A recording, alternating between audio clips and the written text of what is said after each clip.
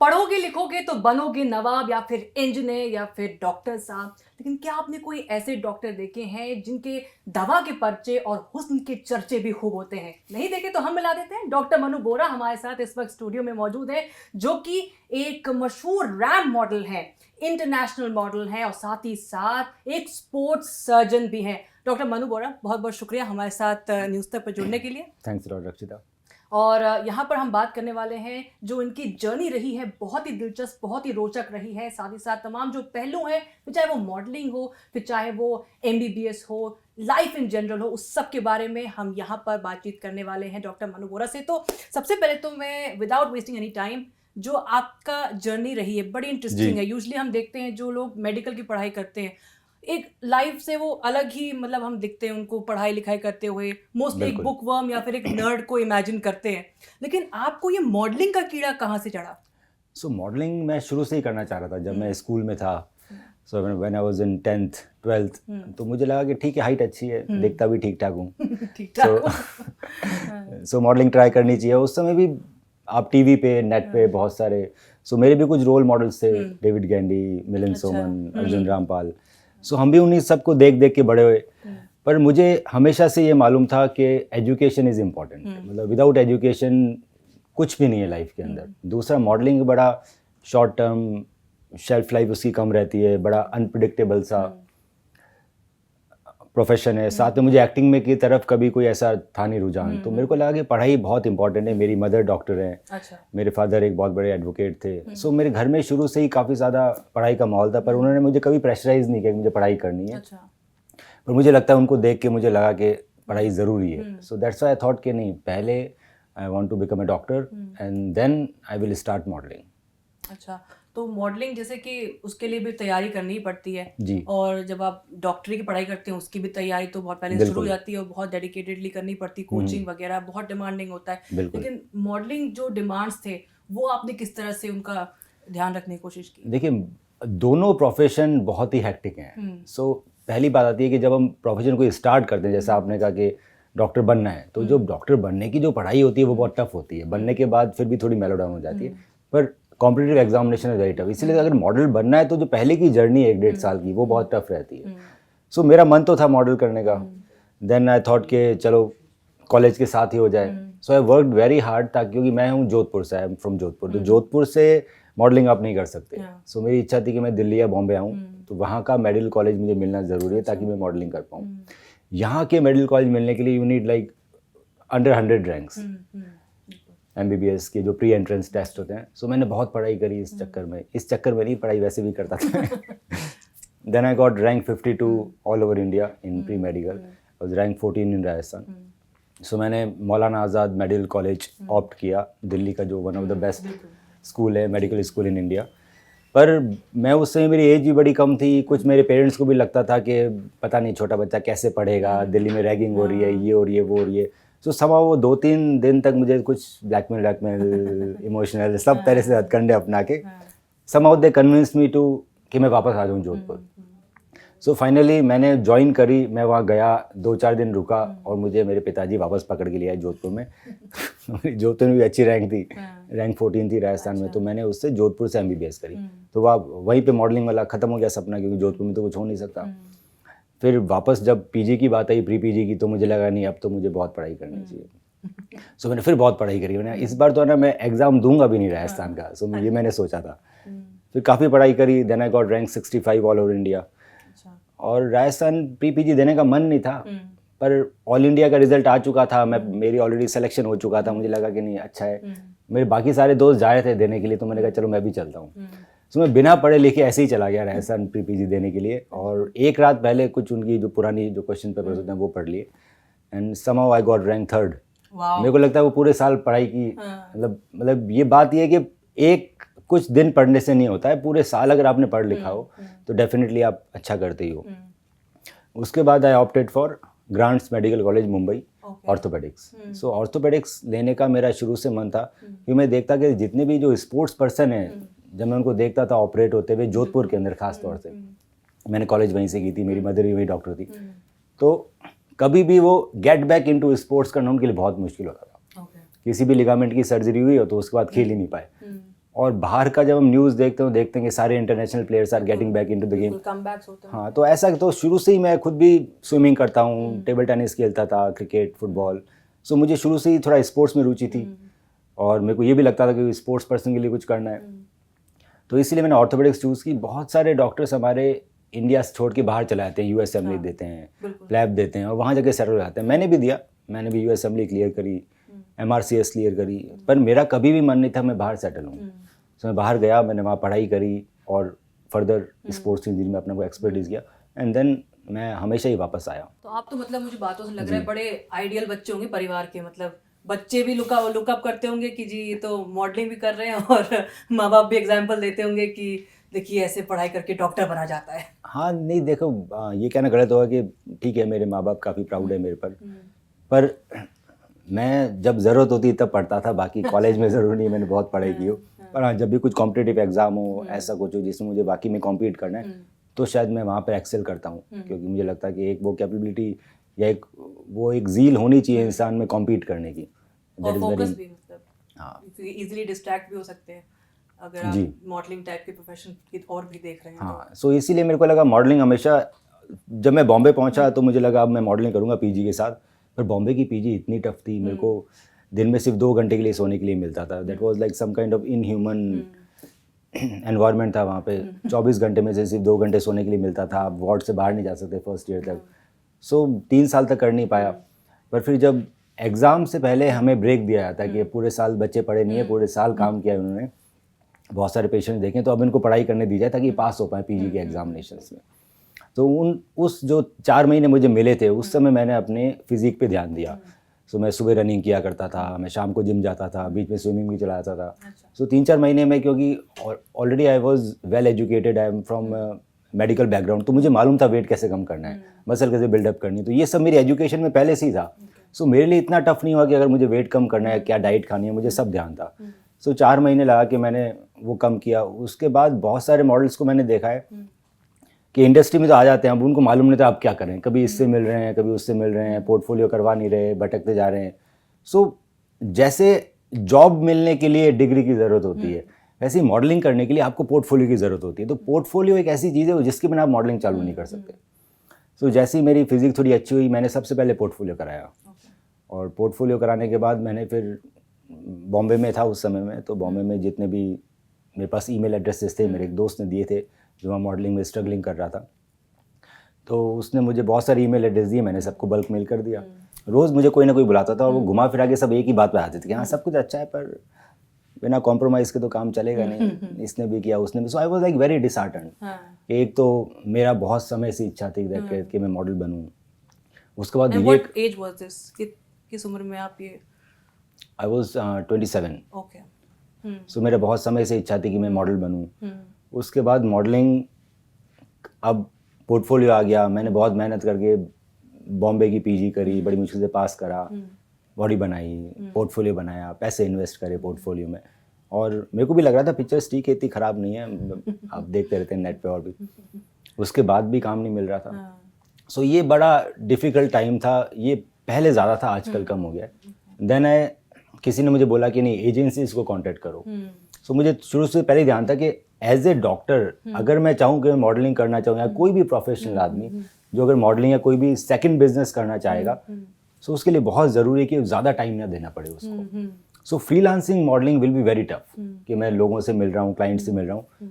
सो इसीलिए मैंने एजेंसीज को अप्रोच किया।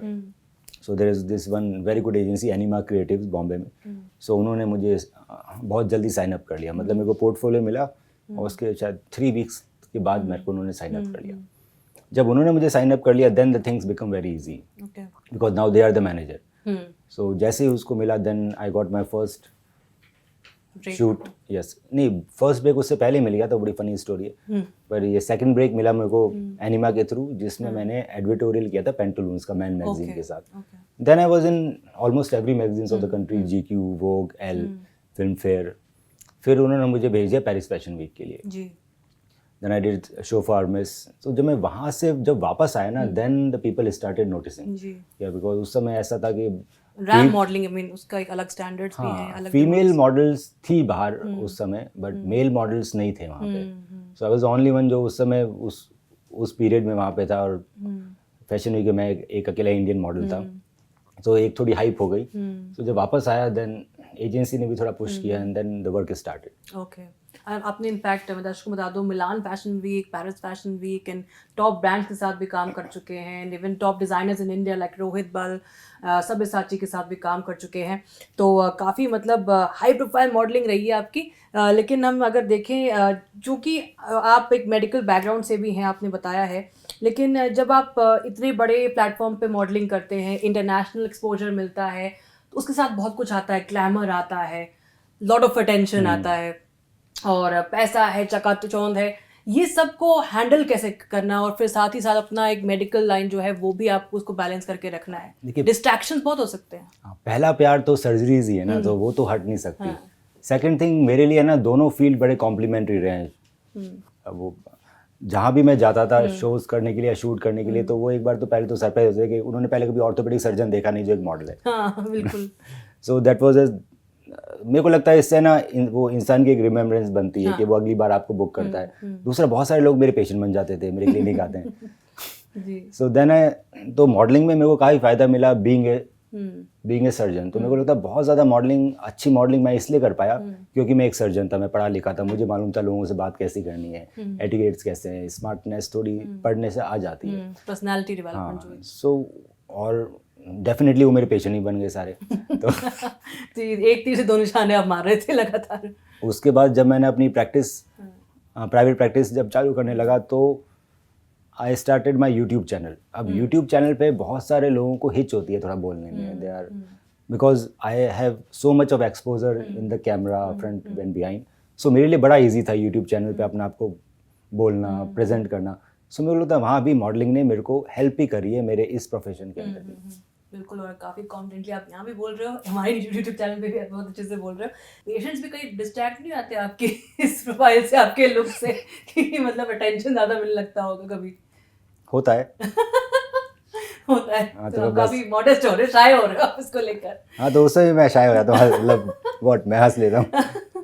बिल्कुल, लेकिन आप जैसे बता रहे हो आपने फिटनेस पे भी ध्यान दिया, जब आप बता रहे हो आप मुंबई में थे, और उसमें आप ऑब्वियसली डॉक्टर हैं तो आपको बेटर पता है कि चीज़ों के बारे में, डाइट है, ये है, लेकिन फिर भी to take out that time, वो टाइम निकाल पाना दोनों चीज़ों के लिए, प्रैक्टिस के लिए भी और आप जो असाइनमेंट्स करते जा रहे हो, वो आपने एक, अगर मैं कोई देख रहा हो जो ये सब करना चाह रहा हूँ, नॉट नेसेसरली मॉडलिंग और डॉक्टरी, बट कोई भी दो प्रोफेशंस जो उसके पैशन भी जिसमें और प्रोफेशन भी है, कैसे उसको बैलेंस कर सकता है? सो मेरे से ये बहुत कॉमनली सवाल पूछा जाता है, हर कोई यही पूछता है, balance. So there is no balancing, you have to work double. आप किसी भी प्रोफेशन को छोड़ नहीं सकते। सो जब मैं मॉडलिंग पहले ज़्यादा किया करता था, आजकल कम करता हूँ, I am very selective now. So जब मैं पहले मॉडलिंग किया करता था और मैं हॉस्पिटल में भी काम कर रहा था, सो यू कैन नॉट, मैं बहुत सारी छुट्टियाँ नहीं ले सकता हूँ मेरे प्रोफेशन में। मैं ऐसा नहीं, अगर मेरे को महीने में 10 दिन मॉडलिंग करनी है तो मैं 10 दिन छुट्टी नहीं ले सकता हॉस्पिटल से, पॉसिबल ही नहीं है। सो मैं एक दिन पहले नाइट ड्यूटी करता था ताकि मुझे कंपनसेटरी ऑफ मिले अगले दिन। सो बाकी जहाँ में मेरे जो फेलो कलीग्स 2 या 3 नाइट ड्यूटीज़ कर रहे होते थे, तो मैं 7 या 8 का मतलब वो करता था ताकि मुझे छुट्टी मिले और मैं आराम से अपनी मॉडलिंग कर पाऊँ। सो मेरे लिए बॉडी भी मेंटेन करनी थी, जिम भी जाना था, फैमिली को भी टाइम देना था, मेरे को नाइट ड्यूटी भी करनी थी ताकि एक दिन छुट्टी मिले, मॉडलिंग भी करनी थी। सो टफ था, पर हाँ मुझे मज़ा आ रहा था दोनों काम करने में, तो मेरे लिए उतना टफ नहीं था क्योंकि I was enjoying it. Second thing कि जो फैशन फैटर्निटी है वो भी जानती थी कि मैं डॉक्टर हूँ, तो अगर शो है बाकी मॉडल्स को लोग सुबह बुला लेंगे, पर मेरे को वो एक्सक्यूज देते थे, ठीक है इसकी इमरजेंसी के पेशेंट्स होंगे, ये होगा वो होगा, चलो तू बाद में आ जा। So they were also like very supporting, तो इसलिए मैं काफ़ी लंबे समय तक कर पाया। और यूजुअली लोग एक्टिंग के बाद देखते हैं, मतलब मॉडलिंग के बाद एक्टिंग जाते हैं, तो आपको कभी लगा नहीं कि आपको लगा कि शायद डिमांड ज़्यादा है इसलिए, या फिर मन करता है लेकिन आप कर नहीं पाए? नहीं, मेरे को अपनी सर्जरी से बहुत प्यार है। मेरे को स्पोर्ट्स पर्सन के लिए जो मैं उनके लिए करता हूँ, जब मैं उनको ठीक करता हूँ, वापस मेरे पास आते हैं मेडल लेके या फिर भागते हुए, और जो उनके जो चेहरे पे स्माइल होती है, that is priceless for me.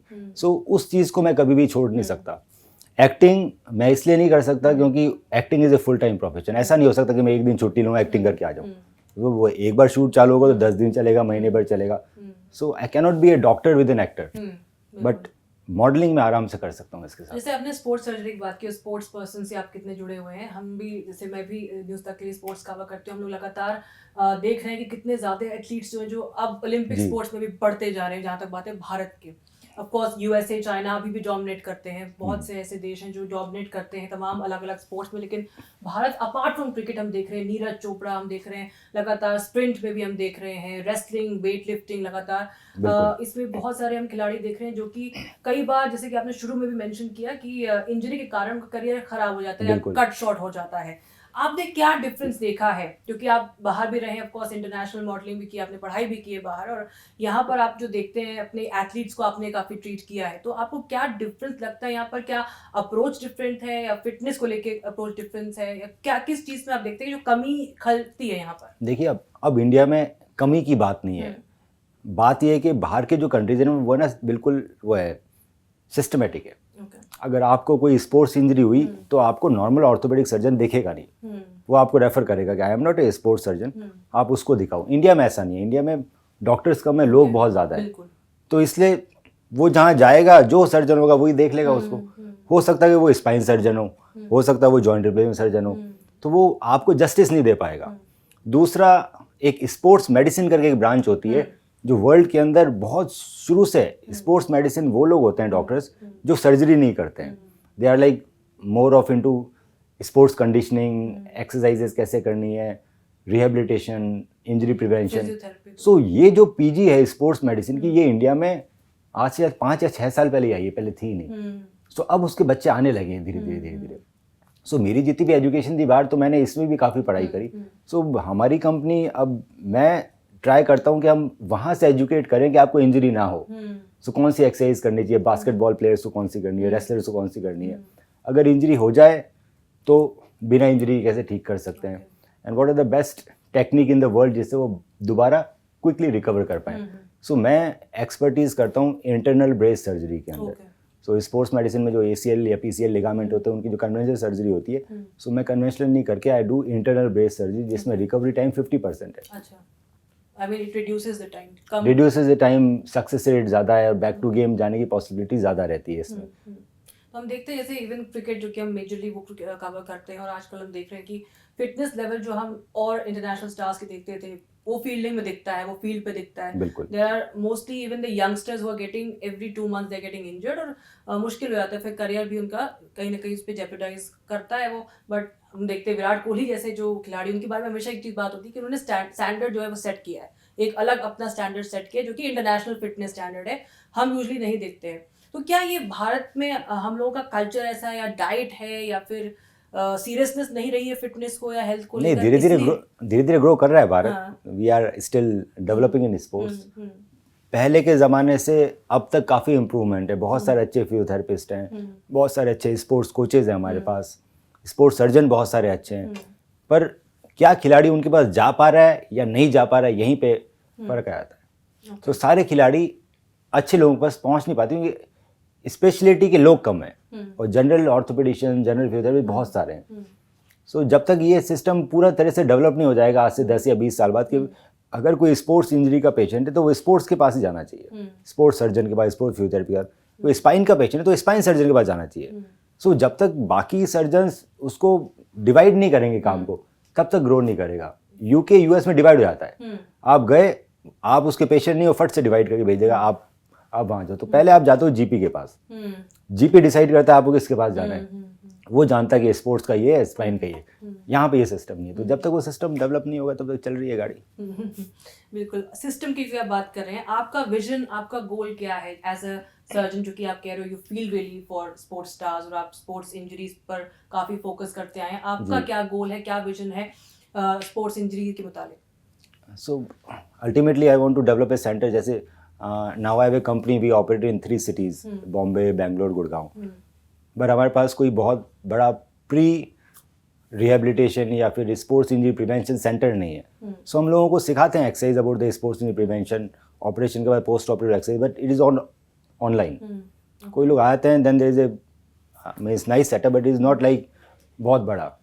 So we want to develop something which is all together, जिसमें स्पोर्ट्स इंजरी प्रिवेंशन की एक्सरसाइज भी हो, कंडीशनिंग भी हो रही हो, पोस्ट रिहेबिलिटेशन भी हो रहा है, वो सर्जरी के बाद क्या करना है वो भी हो रहा है, अंडर वन रूफ। हाँ, सब कुछ एक छत के नीचे। और आप आई थिंक कुछ कैंप्स भी आपने शायद ऑर्गेनाइज किया अराउंड द वर्ल्ड या अराउंड इंडिया। स्पोर्ट्स इंजरीज बचाने के लिए और खिलाड़ियों के लिए हम लोग बहुत फ्रीक्वेंटली पिछले 8 साल से मैं बहुत फ्रीक्वेंटली लगातार हम लोग कैंप्स करते हैं अलग अलग छोटे छोटे गाँव में, अखाड़े में जाके, जहाँ पर हम कबड्डी प्लेयर से, रेसलर से, या जो अलग अलग हमारे जो गवर्नमेंट के जो स्पोर्ट्स अथॉरिटीज़ हैं वहाँ जाके हम टॉक्स देते हैं, फ्री ओपीडी करते हैं और स्पोर्ट्स पर्सन को बताते हैं कि कौन सी एक्सरसाइज करनी चाहिए ताकि आपको इंजरी ना हो। सबसे ज़्यादा आपको क्या लगता है जो एक तरह से रोड़ा अटका देता है, क्योंकि आप कह रहे हो कि लोगों को पता नहीं है या फिर एक कहीं ना कहीं डर भी होता है कुछ लोगों में कि आप अच्छे डॉक्टर को दिखाना, सही इलाज पाना भी एक चीज़ होती है, तो उसको लेकर क्या कैसे आप एक तरह से कोई सलाह दे सकते हैं जो लोग एक्चुअली स्पोर्ट्स खेलना चाह रहे हैं लेकिन बहुत इजीली इवन ट्रेनिंग में बचपन में कोई टेनिस खेल रहा है उसको बहुत जल्दी एल्बो हो जाती है या कुछ भी हो जाता है, उसके बाद शायद पेरेंट्स भी बोलते हैं कि जी आप इस पे फोकस ना करें, आप पढ़ाई कर लें, वो एक और हिंड्रेंस अलग बन जाती है। देखिए जो सबसे बड़ा हिंड्रेंस मुझे लगता है इंडिया में वो है मनी का। सो जब तक सरकार पैसे नहीं देगी स्पोर्ट्स पर्सन को तब तक वो अच्छा इलाज कहाँ से कराएंगे। अब अगर मेरे पास किसी को आना इलाज कराने के लिए तो हो सकता है वो किसी गांव में बैठा है, वहाँ से उठ के उसको दिल्ली आना पड़ेगा, सो वो भी एक एक्सपेंसिव है।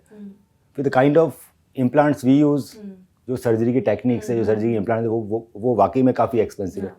सो जो नॉर्मल स्पोर्ट्स पर्सन है उसके लिए कई बार अफोर्ड करना मुश्किल हो जाता है, ना सिर्फ सर्जरी, बाकी अच्छे कोचेस को अफोर्ड करना मुश्किल। तो आपने जितने ही बड़े बड़े नाम लिए कि आज नीरज चोपड़ा बाहर गया, तो उन सबकी ट्रेनिंग बाहर हुई है। They were trained under the best sports physiotherapist, best coaches around the world. So वो ट्रेनिंग एक्सपेंसिव होती है कहीं भी जाओ। इंडिया में जब तक आप लोगों को सरकार ज़्यादा ध्यान नहीं देगी इस पे, या फिर अब उसके फोकस उन पर होना चाहिए जो कि है।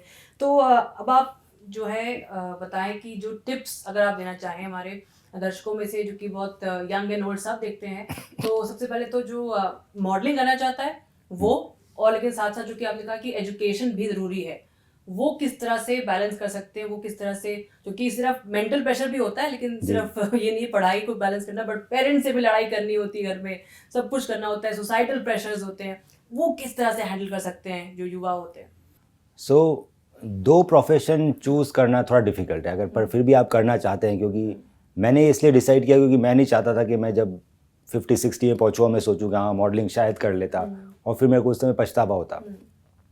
सो ये बात तो तय है कि आपको डबल मेहनत करनी पड़ेगी, there is no shortcut. So double मेहनत करने के लिए अगर आप तैयार हैं, so there are ways to do the things. हर किसी चीज़ को करने का स्मार्ट तरीका, तो एक बार आप कुछ करना चाहते हैं तो आप सोच सकते हैं कि आगे उसको कैसे किया जाए। 2-3 तरीके हमेशा होंगे एक तरीके को करने के लिए। जैसे मॉडलिंग करनी है तो फ्रीलांस भी कर सकते हैं, आप खुद भी लोगों से मिल सकते हो, आप पार्टी में PR कर सकते हो, या फिर आप कोई एजेंसी पकड़ सकते हो। एजेंसी डेफिनेटली आपके 30% ले लेगी, फ्रीलांस करोगे तो आपको 30% किसी को देना नहीं है, सारा आपका है, पर कम से कम कोई मैनेज करेगा आपको, जो आपका टाइम बचाएगा। सो अगर आप डुअल प्रोफेशन में और आप मॉडलिंग भी करना चाहते हैं, सो पहली चीज़ कि डबल मेहनत करनी पड़ेगी, मॉडलिंग इज़ नॉट ईजी। दूसरा, आपके पास अगर एजेंसी हो तो बहुत सारा काम आसान हो जाता है, बहुत सारा काम आसान होता है, लेकिन आपने इसे बताया कि पोर्टफोलियो लोग नहीं करवाते हैं, नहीं कई बार मनी भी होता है, कई बार उनको पता ही नहीं कि एग्जैक्टली कैसे अपना को ग्रूम करना है। नहीं, बहुत सारे मॉडल्स आते हैं, उनको लगता है कोई फ्री में पोर्टफोलियो कर दे उनका, कोई कम पैसे में कर ले। हाँ, आजकल जब से इंस्टाग्राम आया सारे फोटोग्राफर हैं, सारे मॉडल हैं। तो जब आप इस तरह से चीज़ें सोचोगे कि आपको कोई फ्री में कर दे तो वो भी क्वालिटी तो फ्री की होगी ना। वो सामने वाला भी उतना अच्छी तरह से आपको पिक्चर्स नहीं निकालेगा, इतनी मेहनत नहीं करेगा। सो बहुत ज़रूरी है, कहीं ना कहीं कुछ तो इन्वेस्टमेंट करना पड़ता है, टाइम का, मनी का, दिमाग का, सबका इन्वेस्टमेंट लगता है, then only you can do it. तो मॉडलिंग टिप्स आपने दी, अब मेडिकल स्टूडेंट के लिए टिप्स की बारी है। Medical student how to handle that pressure part from and also balancing life, कुछ भी करना हो, हॉबीज हैं, पैशन है अपना, कोई singing, music, whatever they want to do, because I have seen my friends, because they are very, मतलब life में उनका भी पर्सनालिटी है, they like to party, like to go out, but हाँ वो चीज़ उभर के उतना टाइम नहीं मिल पाता। देखिए, एक तो लोगों को लगता है कि डॉक्टर पता नहीं कितना पढ़ाई करते हैं, क्या करते हैं ना, ये है। सो जब आप कॉलेज में एंट्रेंस के लिए पढ़ाई करते हो तो आपको वाकई में पढ़ाई करनी पड़ती है, क्योंकि वो एक कंपटीशन है, लाखों लोग एग्ज़ाम दे रहे हैं, सिलेक्शन सिर्फ हज़ारों का होना है। सो उस समय अगर आप ज़्यादा पढ़ाई करो और बाद में थोड़ा कम भी कर लो, कॉलेज में तो चलता है। सो एंट्रेंस इज इम्पोर्टेंट। काफी रियलिस्टिक एडवाइस दिया आपने सो आप बैलेंस कर सकते हो कि जो एंट्रेंस आए तो ज़्यादा पढ़ाई कर लो, बाकी टाइम थोड़ा चिल कर लो। जी, चिल भी करो, Can be बैलेंस done. करो। बैलेंस हाँ। I think is the key word आपकी लाइफ से जो हमें इंस्पिरेशन मिल रही है। लेकिन मेहनत का कोई भी दूसरा हाँ। रास्ता नहीं है, ये चीज़ तो मुझे एटलीस्ट समझ में आई है। आप लोगों को क्या समझ में आई ये हमें आप कमेंट बॉक्स में बताना ज़रूर। लेकिन फिलहाल के लिए इस इंटरव्यू में, इस गुफ्तगू में इतना ही। मैं दर्शकों को बहुत बहुत शुक्रिया हमारे साथ जुड़ने के लिए। Doctor Manu Bora, Thank you so lovely much. Talking to you. बहुत बहुत शुक्रिया हमारे साथ तमाम इनपुट्स और आपके तमाम जो भी आपने जो शेयर किया हमारे साथ, बहुत बहुत शुक्रिया इसके लिए। Thank you.